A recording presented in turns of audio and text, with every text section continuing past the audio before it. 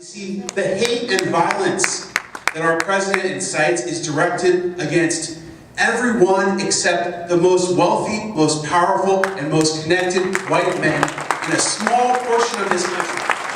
And until we say it, we're not going to fix it. They want us to become numb to what is happening in our country.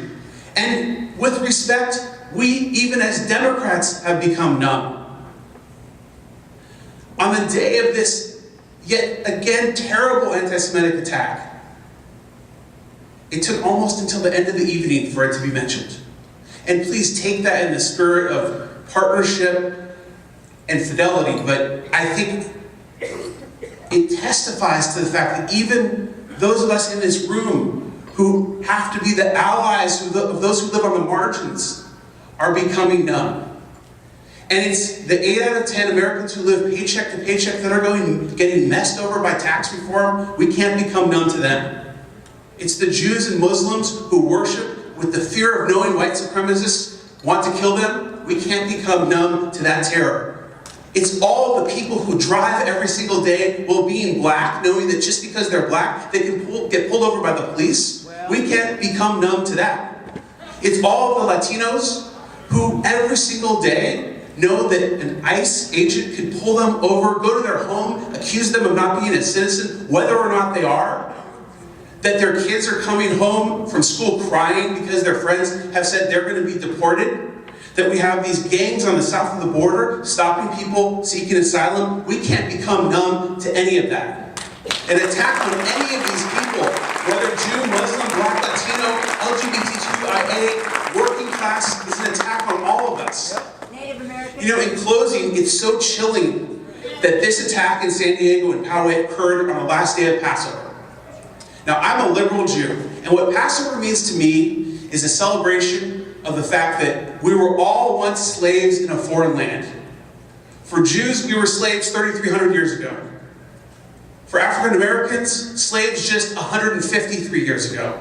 And the reality is, across the world, tens of millions of people still live in slavery.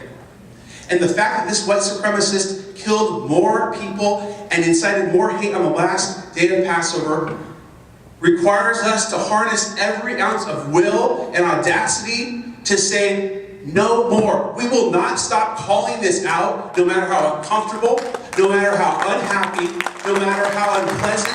And we have to do it in every part of the country, in South Dakota, in California and New York, and everywhere in between. I want to quote two of the most important philosophers in our history in closing. First, I want to quote Dr. Martin Luther King's speech, Unfulfilled Dreams, from March 3rd of 1968. In Unfulfilled Dreams, Dr. King said, "One of the great agonies of life is we are constantly trying to finish that which is unfinishable. We are commanded to do that." Now, I know the task of creating a country free of bigotry, hatred, prejudice, misogyny, racism, anti-Semitism, and Islamophobia might seem like an unfinishable task. And in fact, in the last couple of decades, we've stopped trying, which is why the white supremacists have risen. We have stopped trying. So in closing, I ask you to remember what Dr. King said. We have to constantly try to finish that which is unfinishable. And from Dr. King to Dr. Seuss. Dr. Seuss said, "Unless someone like you cares a whole awful lot, nothing is going to change." It's not.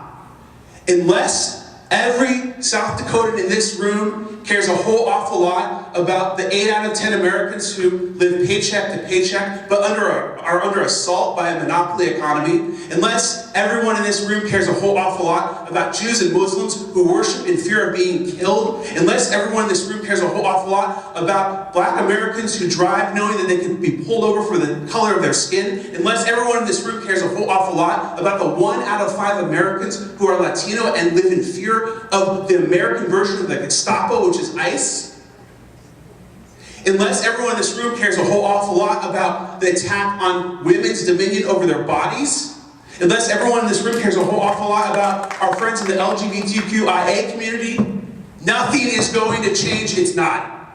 And so, in closing, I ask you, if you are going to care a whole awful lot, stand up. Unless someone like you cares a whole awful lot, nothing is going to change. It's not. We are counting on you to care a whole awful lot. From California to New York and everywhere in between, it has to occur in South Dakota. Thank you very much.